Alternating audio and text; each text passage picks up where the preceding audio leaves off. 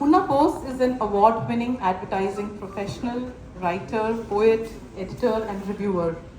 Her poetry has gone viral globally. She won the Enchanting Editor Award 2019 from the Telangana Poetry Forum and the Women Empowered, Scintillating Creative Impactful Feminine Power Inspiration Award 2020 and the prestigious Nissim International Prize for Poetry 2021. As the deputy editor for Different Shoots, she also devotes her time to the Poet to Poet column.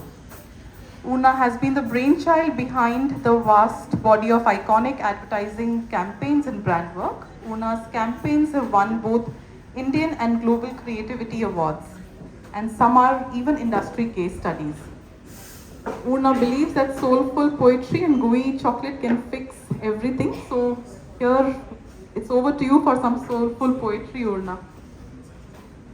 Thank you, Suruchi. Thank you, everybody, for being with us here this evening. I believe gratitude is the equivalent of oxygen when it comes to poetry, love, the support and the solidarity of our friends and friendships. So thank you, Kitab Khana, for having us here today. I'd first like to start by calling Sameer to say a few words, and then I'll take it on from there. Thank you, Sameer. So, I'm not prepared for this. Ashwini's put me, and so has Urna. Madam, welcome. It's a pleasure to meet her. I'm an office bearer of the Indian Merchants Chamber. I had gone to meet her as an office bearer of the Merchants Chamber. At the time of departure, conversation went to books, reading, and poetry, and we found that we were all under the same spell of words and magic. So, I'm delighted for you to be here. Kitab Khana is something my wife and I dreamed about to create. And one thing I told my father-in-law when thinking about this space is I told him about a line from a song from the movie Mausam. कि तारों को देखते रहे छत पर पड़े हुए दिल ढूंढता है फिर वही फुर्सत के रात दिन. I told him, can you create that mahal? And I just want to read 4 lines from your poem. But we still remember how we stood under the peepal tree counting stars. And that was the dream that we had to bring back those times where time stands still. Thank you, ma'am. Thank you, Sameer. Thank you so much. This is truly a starry experience. And as I said, that poetry is nothing without the support and solidarity of friends and friendships.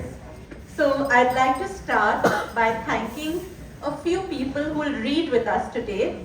The first is Ashwini Iyer Tiwari. Hi Ashwini. She needs no introduction. The famous filmmaker and writer. And I know Ashwini from another time.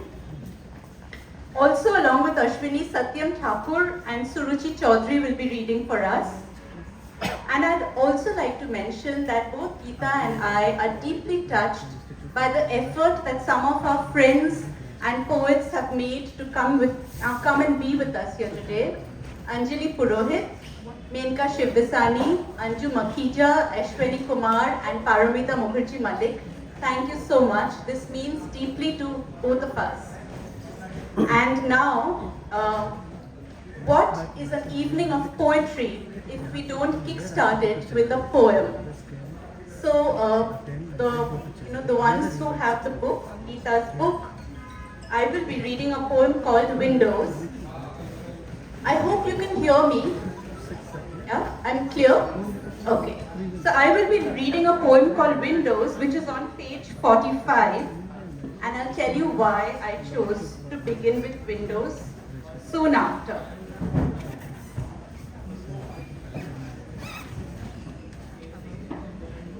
Windows by Geetha Ravichandran. Standing by the window and singing out aloud, I am met by the kite's blistering stare. It has had enough and is waiting for rain.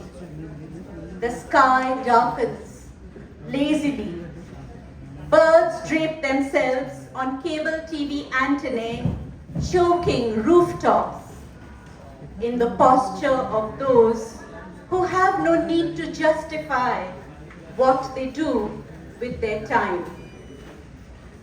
Thank you. The reason I chose this poem is because this poem gives us a little window into the soul of this book. I also think this poem is almost a little peek, a little glimpse into the epicenter, the throbbing inside of Geetha Ravichandran. So with that, I will be starting our conversation. Geetha, thank you so much for believing in me. Thank you. Thank you. Is your mic on? Is it on? Okay, so Geetha Ravichandran, as all of you know by now, dons the hat of an IRS officer as well as that of a stirring, evocative, sensitive poet. So Geetha, my question to you is, do you feel the push and pull of juggling these two, if I may say, rather contradictory identities? And how do you navigate the spaces between these two identities? And do you feel that one feeds off the other? In there are several bureaucrats, and there you will find okay. Is it clear? Yeah. You will find people of immense talent who are involved in poetry, who are involved in arts, who are involved in theatre, who are involved in painting, all people in the steel frame, so to say, but they have a very vibrant and throbbing life. They have very interesting lives, although the perception from outside may not be so. And even the design of this book, the cover of this book is a painting by a dear friend and a batchmate, Uma Singh. She lives in Jaipur. Bureaucracy is, of course, a very demanding job, demanding timings, but there is scope for something outside. And I think this comes when you draw boundaries, when you don't do that one job throughout your day, 24/7. I think that keeps that little spark in our souls alive, doing something different. And yes, it does feed off each other. For instance, being here in this service has given me the opportunity to go to so many places, travel across states, meet people, hear many stories, and of course, all that is the raw material for any writing. So I am, in fact, this kind of a job which has its demands, its rigid, perhaps some rigid rules. You're bound by rules and regulations. Still gives you scope to do interesting things. If you remember T.S. Eliot, if I remember right, he had a day job as a bank clerk, and he always used to say that it is necessary to do something different from being involved in art and literature and poetry every day of the week. So I think whatever job, whether it's a corporate job or I recently read a writer who was a scientist, and he's brought out this book. There's a book of Haibun brought out, and I think it is that jacarandas are a deep shade of blue. He's no more with us. He was a scientist, if I'm not mistaken, and some of the most sensitive writing I have read in recent years, I've seen in that book. Thank you, Geetha. That's so well explained. It's true. I don't know whether any of you are Pink Floyd fans, but there's a beautiful line: all that you touch and see is all that your life will ever be.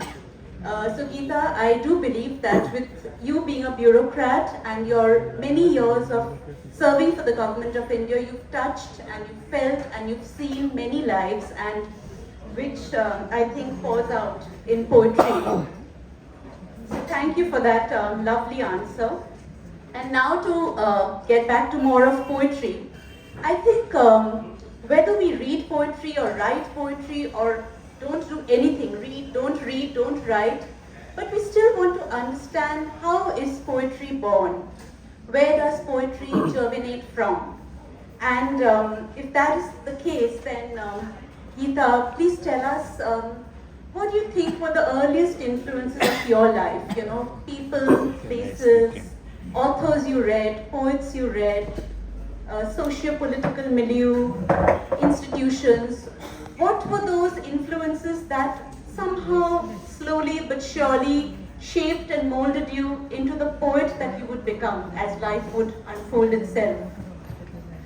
I think there's a lot of song, there's a lot of poetry in our lives surrounding us, and that in all our homes we hear some songs repeatedly sung by family members. We hear certain poems read out frequently. That's what it has been with me, and I guess that's the way it begins for most people. In my family, I found almost everyone, when we were children, everyone was involved in reading some kind of poetry and some narration. But I'm the only one who has remained interested in poetry. All of them, for the rest of them, it's kind of material. So this has been a very, I think, formative years. What you hear, it gets ingrained in your psyche, and that's what is true for me. As I grew over the years, the poets whom I liked most particularly, I think there will be many fans here. Emily Dickinson Of course. was an Yeats in the English language.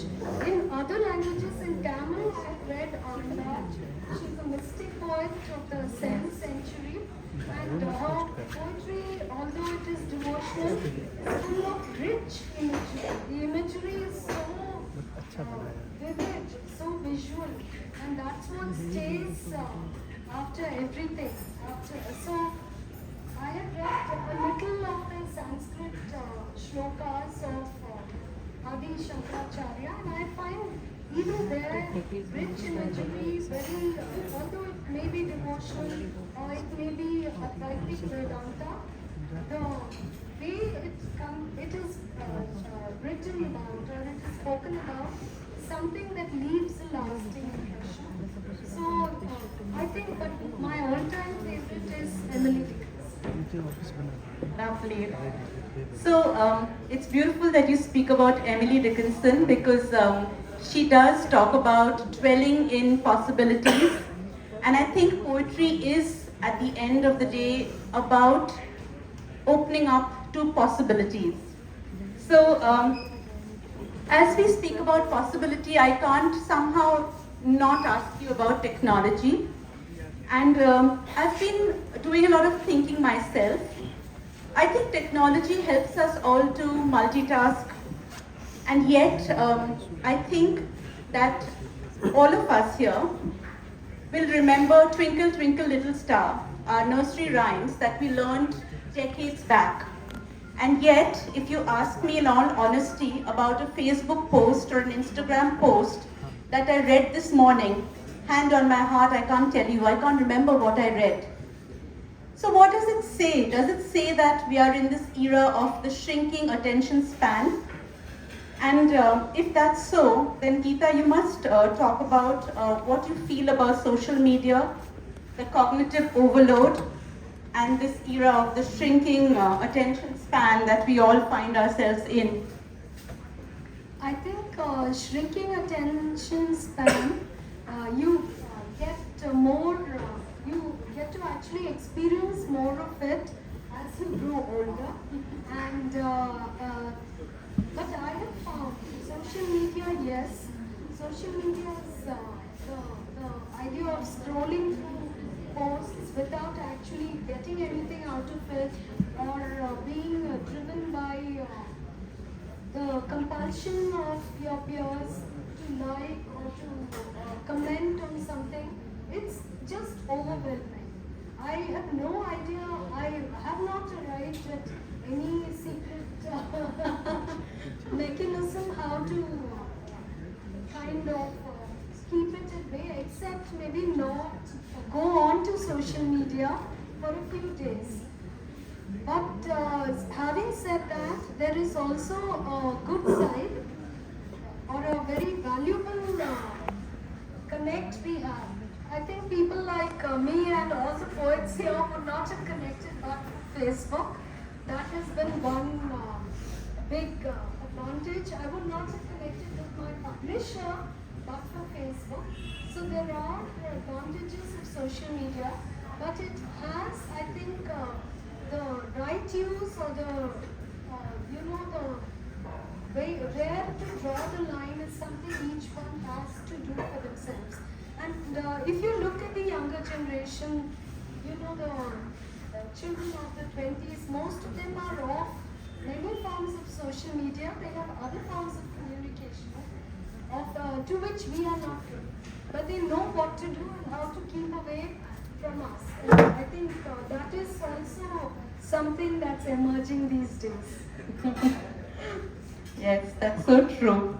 And I don't know, Geetha, but you must read this beautiful poem that I kind of love. It's called Beyond Hashtags, because I think that it's on page 16. Because I think she has a way of truly going beyond the social media, instant gratification, instant validation kind of space. And poetry does help you to move away from that space. And yet, of course, as poets, we are also, believe you me, victims of that space as much. But yes, please. So this poem is Beyond Hashtags. A flute seller trudges up the road breathing soft, silken music that floats into the homes of those who could buy all the flutes of him for small change. Old melodies flowing through the empty reed rise and linger in the street air. The flute seller's step is light as he dangles his unsold stock on his shoulders. In the high rises, noise-cancelling earphones shut out the music. There's no Insta feed to tell this story. Beyond likes and comments, there's a happening life outside, a subtle medley snaking up the streets. Thank you, Geetha. Poetry really does creep in on us. And now for another question. Ranjit Hoskote writes, Geetha Ravichandran's The Spell of the Rain Tree, which is this absolute gorgeous baby, is a gentle meditation on the passage of time as it continually recalibrates our lives, our memories, our relationship with our surroundings. I think the operative word here is recalibration. And if that is the case, Geetha, do you feel your poetry is an ongoing fluid interplay between your consciousness and time? I think that we are all susceptible to the effect of time. That's a trite way to put it. But as in how we evolve and as in how we change, there's something that also evolves, our thoughts evolve, we reach to certain, maybe something which fascinated us at an early age, does not interest us anymore, and we reach to seek something permanent, something authentic, something genuine underlying all our circumstances. I think that's what time does to us. It gives us those knobs we need to move on, to evolve as people. Even when you look at a tree, when the number of those growth rings on a tree, they are hidden, but how much value it adds to the basic heartwood of the tree, that is a very, I think, a very basic kind of an observation. But time is something that's there right in our bones, that's there in everything we do, and it's the overlord, if one may say so. Yeah. That's so true. A lot of people think that people who study history belong to a very warped, a niche group. But I feel history and time, they both have a very deep relationship. Because history is not just the dry catalogue of kings and treaties and wars. History is also your and my personal history. What happened to us? Why we read someone at a particular age, and why reading one author or maybe another author brought tears to our eyes. Why did reading a particular book make someone fight the freedom movement? Everything is history, right? It's just not political or sociological history, it's also our personal histories. And the reason why I'm talking about this is that Geetha has this beautiful haibun, which is a personal chronicle of the way she feels and navigates her way through time. Yeah. So this haibun is not in the book. It was published in Failed Haiku a few months ago, but it's one of my favorite takes on what time is about and how intimate time is a component in all our lives. I'll just read this. It's not in the book. It's not included in the book. This is called Measuring. Those were days when the kitchen did not have a clock or a timer. But we soon learned that time is the ultimate essence. Batter needs time to rise. Curd appears only when it is set and left unshaken for the equivalent of a night's sleep. Milk has to be stirred on slow flame to allow it to caramelize. Frying takes a quick flick of the wrist, else there would only be charred remains for a meal. Like in the ripening of fruits, flavors in the simmering casserole yield to time's craft. Every dish on the table packs in a measure of time. Brewing tea, the misty aromas of patience. Beautiful.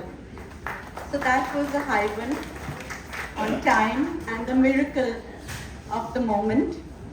And since we're talking about time and the miracle of the moment, I think I'd like us to just pause for a little bit our conversation. And I'd like to, can one of you give Ashwini the mic? I'd like Ashwini Iyer Tiwari to read a poem from Geetha's book. Thank you, Ashwini. Thank you for being here.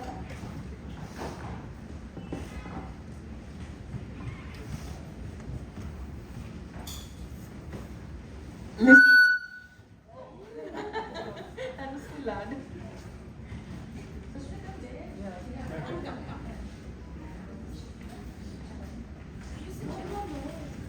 We both stand. No, this is scared of the sit. That was mild pressure to make us sit. Listen in. If only she had been allowed to tell her story. The pain she carried, shrouded by fear, stung those beside her, like a needle which filled out every conversation and was met with advice and opinions, suggestions and solutions when all it needed was unconditional listening. Bravado made her offensive.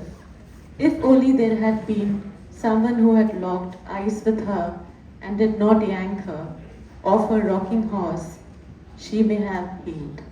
I think this is a beautiful poem just because this just talks about so much of what we have in our mind and we never talk about it, especially as women.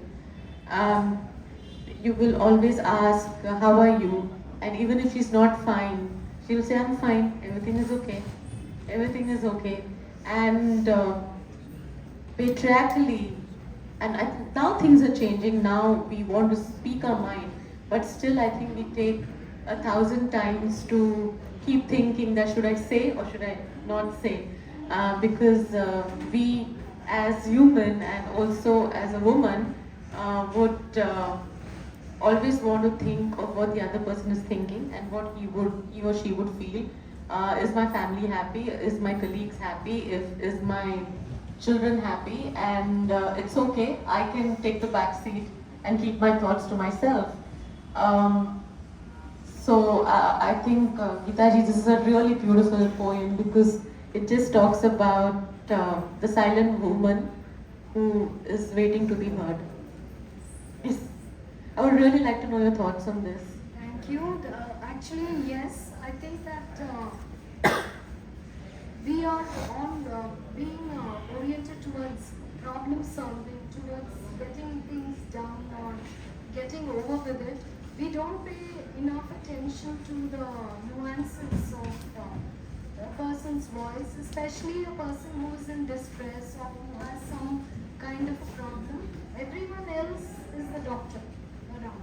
So what at times you actually need is to establish that connect, and that connect will come only from unconditional listening, which very few people actually do. It's very easy to interrupt and to try to figure out that you also have gone through the same thing, so you have a solution, you have a quick fix, instead of understanding that each person is unique and to try and kind of figure out where that person is coming from. So that's what I guess makes that real connect, the connect that actually lasts. I think in this day and age it also holds more true is because if you go to any restaurant or you go to malls and you just go and just notice what's happening at the food hall, for example, and you count, there would be at least 70% of people on the phones sitting in a restaurant Helping each other. and talking through their phones maybe because there is no time to listen. And even at home, I think I myself have always wondered, and I'm now making an effort is because we ourselves, we keep the phone on the side, but we don't. And then if you're talking to someone, we'll just, reverse it and keep it. But after some time, we just want to go and see if has someone messaged, has anyone called, and we're just not listening to the opposite person who's talking. And it happens with our own people. And so the question of listening is only half baked right now. And whether it's internal or external, I just feel that it goes back to what Urna was saying about attention span. That we don't listen, so we are hearing, but we're not listening. So that's what it is. So thank you so much, ma'am. And it was a pleasure to hear you. And also I read almost all the poems, and in English they say poem, no? Poem. Poem. We will say poem. So it's so beautifully written, and what I like is that it talks about all genres in terms of your innermost dilemma, sometimes happiness. I also like the one where you're talking about the Jungle Book. Yes. And that also it's about noticing life.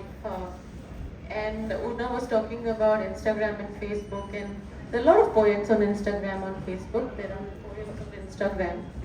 and everyone is writing a lot of poems is because it gives you that kind of itself, but you don't remember anything because all you remember is what you read in undivided time. So thank you so much, and I hope you're an inspiration to a lot many people who would like always when you reach certain part of your career or your job, what you're doing, and then you realize, okay, this was something which I really liked and I wanted to do, but then what next? So what next? What is the evening going to look like? So, and I'm glad that you have spent all your evenings and your holidays in finding yourself and finding your purpose. So thank you.